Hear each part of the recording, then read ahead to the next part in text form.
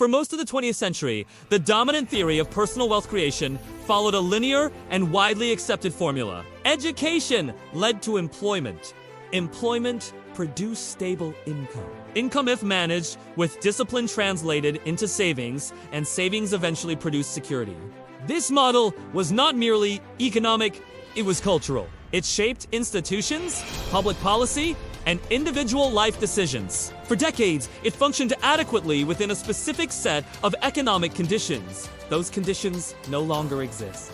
The modern economy has structurally severed the relationship between labor and wealth accumulation. While productivity has continued to rise, compensation has not followed proportionally. Data across developed economies shows that wages, adjusted for inflation, have remained largely stagnant, while the cost of equities, businesses, and productive capital has risen exponentially. The result is a widening gap between those who earn income and those who own assets. This divergence is not accidental. It's the outcome of systemic design choices made over decades. Monetary policy has increasingly favored asset inflation as a mechanism for economic stabilization. Low interest rates, credit expansion, and financialization have pushed capital toward asset markets rather than wage growth. Those already positioned within asset ownership benefited disproportionately. Those dependent on earned income were left structurally behind, regardless of effort or skill. The education to employment pathway, once marketed as the great equalizer, has also degraded in effectiveness. Higher education costs have risen dramatically, often financed through long-term debt that delays capital formation during the most economically productive years of an individual's life. Meanwhile, credential inflation has reduced the signaling power of degrees, forcing individuals to invest more time and money for diminishing returns. The outcome is delayed entry into asset ownership and prolonged dependence on wages. Savings, traditionally presented as the bridge between income and wealth, no longer performs that function reliably. In an inflationary environment, uninvested cash steadily loses purchasing power. Even disciplined savers find that years of restraint result in marginal real gains, while asset prices move further out of reach. The advice: to save first. Invest later increasingly functions as a behavioral stabilizer rather than a viable strategy for wealth creation. The psychological framing of hard work has also shifted. Effort has been moralized, while outcomes have been individualized. When wealth fails to materialize, the failure is often internalized as a personal deficiency rather than recognized as a structural constraint. This narrative benefits institutions by maintaining participation in systems that no longer reward participants proportionally. The belief that persistence alone guarantees upward mobility discourages critical examination of the underlying mechanics. Historically, broad-based wealth accumulation occurred during periods when asset access was wide and leverage was constrained. In contrast, the contemporary system concentrates leverage among institutions and established asset holders. Financial intermediaries extract value at multiple stages through fees, spreads, interest, and regulatory advantages before capital ever reaches labor participants. By the time income earners attempt to invest, much of the asymmetric advantage has already been claimed. This structural imbalance creates dependency.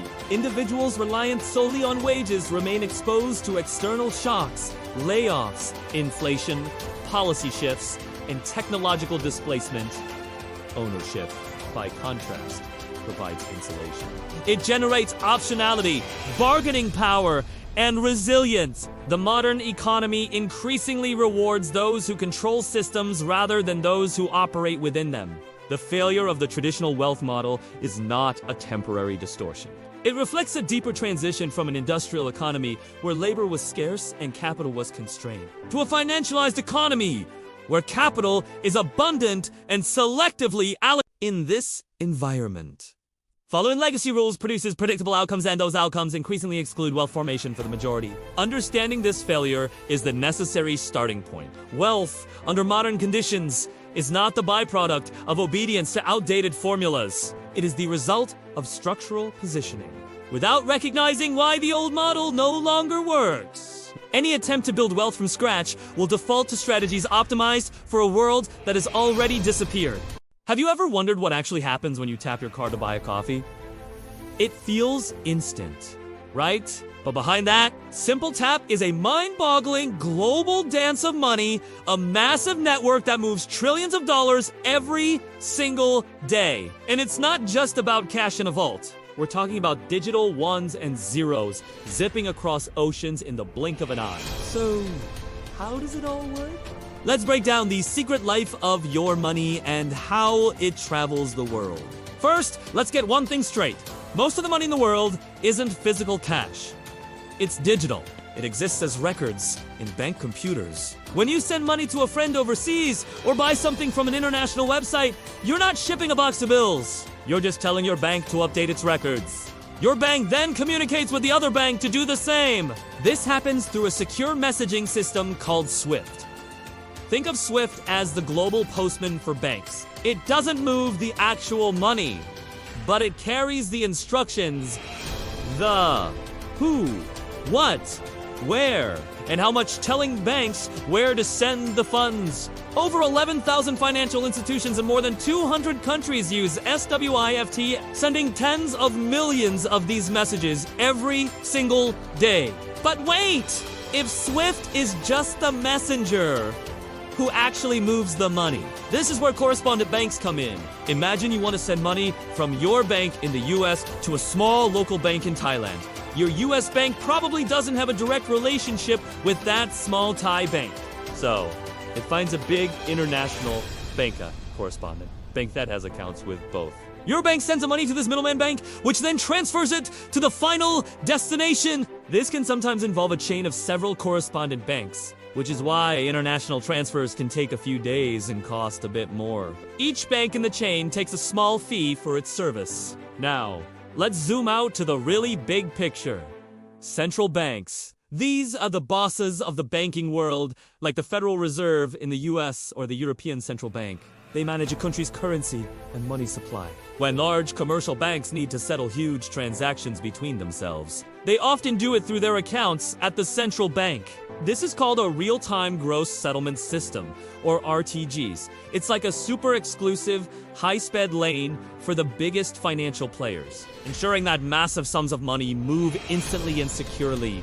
This system is the backbone of a country's financial stability. And what about all the new players on the block? Companies like PayPal, Wise, and even crypto platforms are changing the game. They often create their own networks to bypass the traditional, slower correspondent banking system. For example, a fintech company might have its own pools of money in different countries. When you send money from the US to the UK, they just debit your account from their US pool and credit the recipient's account from their UK pool. The money doesn't actually cross a border in that instant. It's more like a clever internal accounting trick that makes the transfer faster and cheaper for you. This innovation is pushing the entire financial industry to become more efficient. So, from your daily coffee purchase to giant international trade deals, money is constantly on the move. It's a complex, layered system of digital messages, correspondent to banks to central bank settlements, and new fintech solutions, all working together to power our global economy. It's a hidden world that connects us all, one transaction at a time. The next time you tap your card, just think about the incredible journey those numbers are about to take.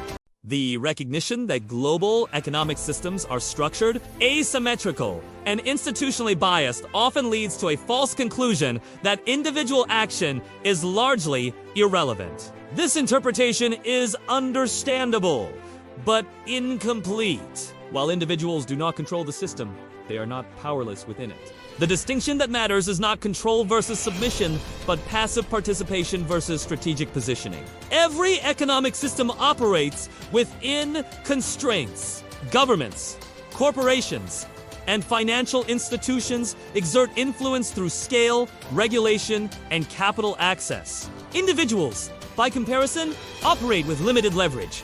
However, influence does not require dominance. It requires alignment.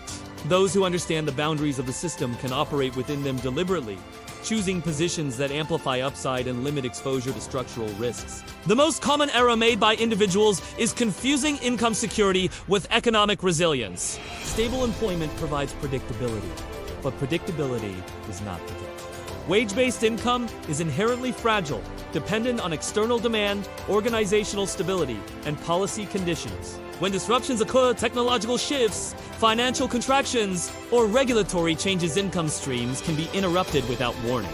Resilience, by contrast, emerges from optionality, the ability to adapt, reallocate effort, and redirect capital. Ownership plays a central role in this distinction. Ownership does not imply total independence. It implies partial control over outcomes. Even small ownership stakes in productive systems alter the risk profile of an individual's financial position. They introduce asymmetry, where potential gains exceed potential losses relative to effort or capital deployed. This asymmetry is absent in pure labor arrangements, where compensation is capped and downside risk is externalized onto the worker. Time further magnifies these effects. In structured systems, early positioning compounds disproportionately. Those who acquire ownership, skills, or access before consensus forms benefit from lower entry costs and higher optionality. Lay participants face higher prices and reduced margins. This temporal imbalance explains why identical actions produce vastly different outcomes depending on when they are taken. Time, when paired with correct structural alignment, functions as leverage. Risk, often cited as a deterrent to non-traditional strategies, is frequently misunderstood. Volatility is visible and immediate. Structural fragility is slow and hidden. Wage dependence appears stable until it fails. Asset exposure appears risky but often provides insulation against long-term erosion. Strategic risk involves identifying which uncertainties are survivable and which are existential. The goal is not to avoid risk, but to avoid irreversible loss. Within controlled environments, individuals can exploit inefficiencies that large institutions ignore. Scale creates inertia. Large organizations prioritize stability, compliance, and predictability, often leaving small, fragmented opportunities unaddressed. Individuals, unburdened by these constraints, can move faster, specialize narrowly, and reallocate resources quickly. This flexibility is a structural advantage, not a weakness, when used deliberately. Skill asymmetry also functions as a form of leverage. Certain skill styles that enhance capital efficiency, system design, or distribution command disproportionate value because they sit upstream of revenue generation. Acquiring such skills shifts an individual's position closer to the source of economic flow. This shift does not require vast capital, but it does require intentional development aligned with structural demand rather than personal interest alone. Agency, therefore, is not expressed through defiance of the system, but through navigation of it. Individuals who understand constraints can choose exposure selectively, minimizing dependence on any single income source or institutional relationship. They build redundancy, diversify effort rather than assets alone, and prioritize adaptability over optimization. This approach reframes ambition. The objective is not immediate escape from the system, but progressive reduction of vulnerability within it. Each incremental increase in ownership, optionality, and strategic skill shifts the balance of power. Over time, these shifts accumulate, transforming participation from reactive to deliberate. The implications are clear. Wealth from scratch does not begin with capital. It begins with positioning. Before accumulation can occur, alignment must be established. Understanding where agency exists and where it does not prepares the ground for the final question. How wealth is systematically built, scaled, and preserved once positioning has been achieved. Building wealth from scratch, a structural approach. Once the limitations of the traditional wealth model are understood, and once individual agency is correctly framed within a constrained economic system, the question shifts from diagnosis to execution. Building wealth from scratch is not a matter of accumulation through discipline alone. It is a process of structural alignment, placing effort, skill, and capital where the system amplifies them rather than erodes them. Wealth, in this context, must be defined precisely. It is not income, and it is not net worth measured at a single point in time. Wealth is control over cash flow that persists independently of continuous labor. It is the capacity to influence outcomes rather than merely respond to them. This definition immediately excludes most wage-based strategies, regardless of compensation level, and redirects focus towards systems that generate value repeatedly. The first principle of structural wealth building is participation in productive systems. These systems can take many forms, business or asset-backed operations, but they share a common trait. They separate output from time input. The individual's role is not to perform every function, but to design, acquire, or position within structures that continue operating without constant intervention. Without this separation, growth remains linear and capped. Initial capital scarcity is often cited as the primary obstacle to entry. In reality, scalability matters more than starting resources.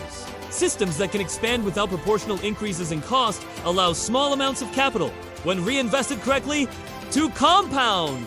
By contrast, capital-intensive models without scalability trap participants in maintenance cycles where returns are consumed by upkeep rather than growth. Capital stacking is central to this process. Rather than extracting income for consumption, early-stage wealth builders reinvest gains to increase leverage incrementally. Each layer skills, relationships, capital, and systems reinforces the others. This compounding effect is not visible in early stages, which is why it is frequently abandoned prematurely. The system rewards persistence only when alignment is correct. Skill asymmetry accelerates this compounding. Skills that increase the efficiency of capital such as allocation, negotiation, distribution, and system optimization produce returns that exceed their apparent effort. These skills operate upstream of revenue and therefore influence outcomes disproportionately. Acquiring them is not a matter of passion, but of strategic necessity. They shift the individual closer to decision points where value is created and retained. Timing further determines outcomes. Entry into systems before saturation allows for error, experimentation, and favorable pricing. Late entry compresses margins and increases fragility. Structural wealth building, therefore, requires attentiveness to cycles rather than trends. Consensus validation often signals diminishing returns, not opportunity. Those who wait for certainty inherit systems optimized for liquidity management plays a defensive role. Wealth building efforts fail not because they lack potential, but because they exhaust liquidity during periods of transition. Maintaining sufficient reserves is not a conservative choice. It is a survival requirement. Liquidity preserves optionality, allowing repositioning when conditions change. Without it, individuals are forced back into dependency at precisely the wrong moment. Diversification, commonly misunderstood, must be structural rather than symbolic. Holding multiple assets that respond identically to systemic shocks does not reduce risk. True diversification involves exposure to different drivers of value, distinct revenue mechanisms, markets, and time horizons. This reduces correlation and stabilizes cash flow, even when individual components underperform. Throughout this process, short-term yield must be subordinated to long-term positioning. High immediate returns often carry hidden fragility, while modest early gains within scalable systems create durable advantage. The objective is not to maximize returns at each step, but to preserve trajectory. Structural alignment compounds quietly, but relentlessly. Building wealth from scratch, therefore, is not a single act nor a formula. It is a sequence of positioning decisions made under uncertainty, guided by an understanding of how the system allocates rewards. Those who succeed are not those who work the hardest, but those who place themselves where effort converts into ownership, ownership into leverage, and leverage into sustained control. This concludes the structural framework. What follows beyond this point is not growth, but preservation, how wealth, once established, is protected from erosion, confiscation, and decay. That transition marks the difference between temporary success and enduring economic independence.